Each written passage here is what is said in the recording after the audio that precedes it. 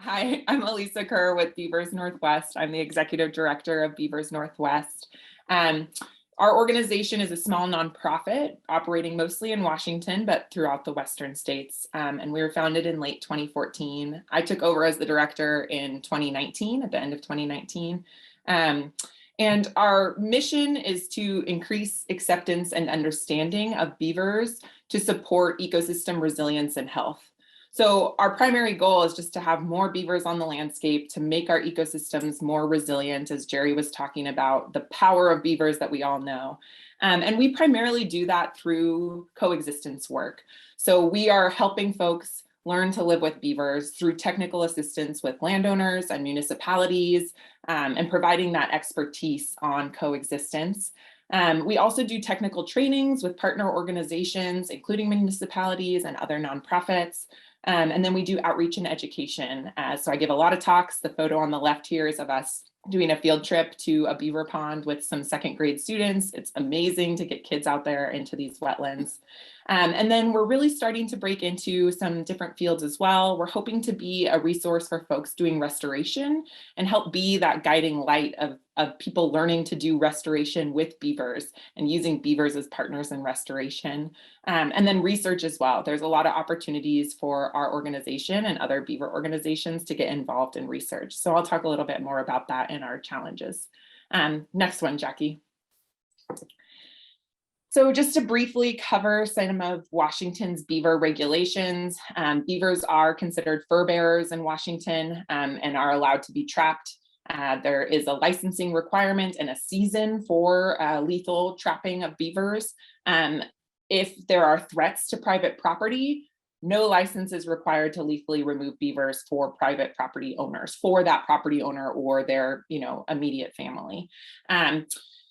That being said, in 2001, body gripping traps that, trap and kill on impact were outlawed. So you'll see in this graph, annual recreational beaver harvest in Washington, that there's kind of a steep drop off in early 2000s when that trapping regulations changed in terms of what traps you could use. So certainly recreational harvest of beavers is way down from what it's historically been, but still happening, certainly. And in Washington, relocation is allowed. So there are quite a few organizations that have been really successful in doing great relocation work. You'll hear from Molly Alves later, I believe tomorrow, she's speaking. And she'll give a really great overview of their program that's been going on about as long as ours has. And we partner really closely with them. And then folks in the Methow and Eastern Washington have been doing a lot of great relocation work for a long time. It was just a few years ago that relocation became legal in Western Washington for beavers to be moved around Western Washington. And so there's still a lot of red tape around how and when and where you can relocate beavers. And folks do have to get permitted to be relocators and have a whole suite of sites lined up and jump through a bunch of hoops to be able to relocate beavers. But it is technically legal now and being regulated by our Department of Fish and Wildlife.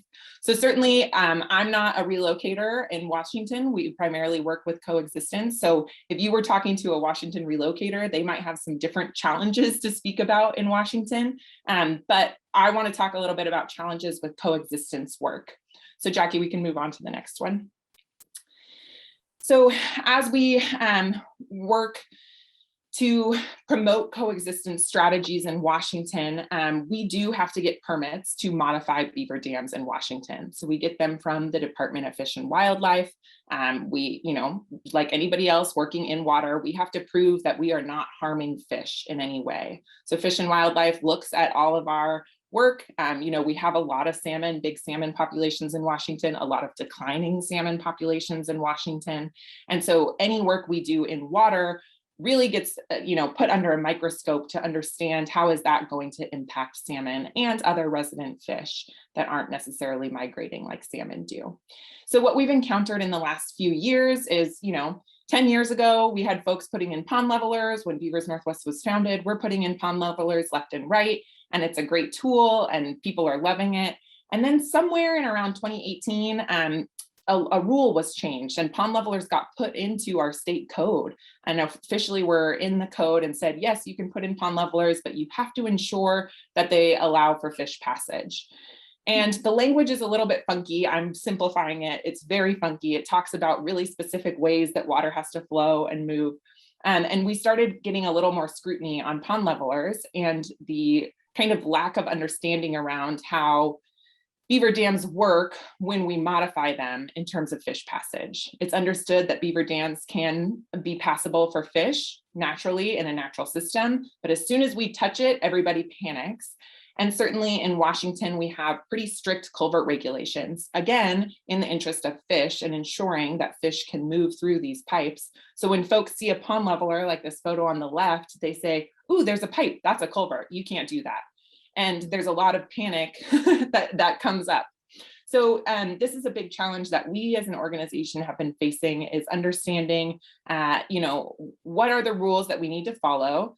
Often they're, nobody knows how to interpret them. And then how do we look at this issue of fish passage on a dam that has been modified by a coexistence device like a pond leveler?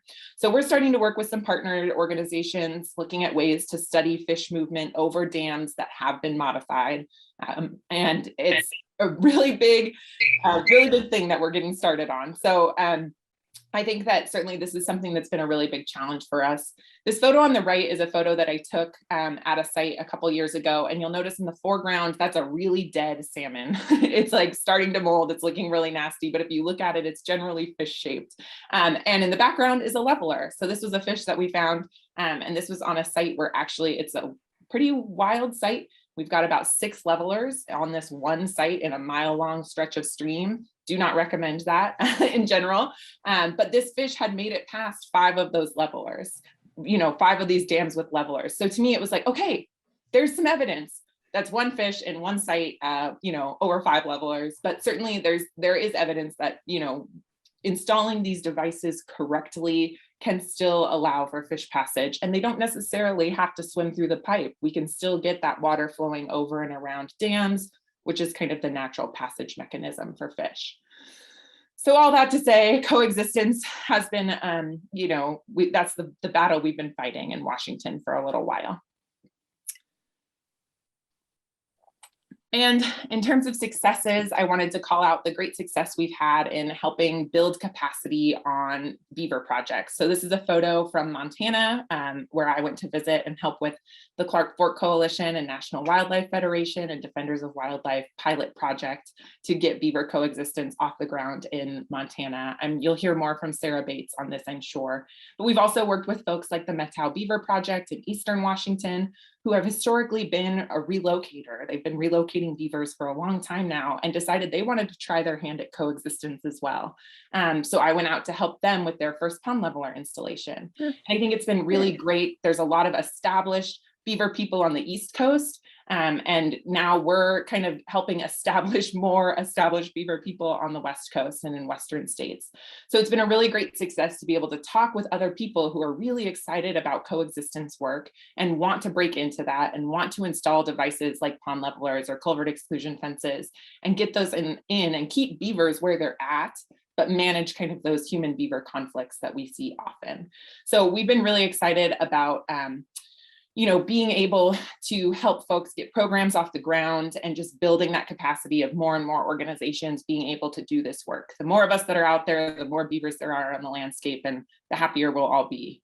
So we're just really excited about that. I'll throw my email in the chat if anybody has any questions for me about beavers in Washington. And you'll hear from Molly, like I said, later in the summit. And she's another great resource about beavers in Washington and relocation in particular. So thank you so much for having me. Wow, that was awesome. So much of resources there for people from other states, it sounds like, to benefit from. Thank you so much.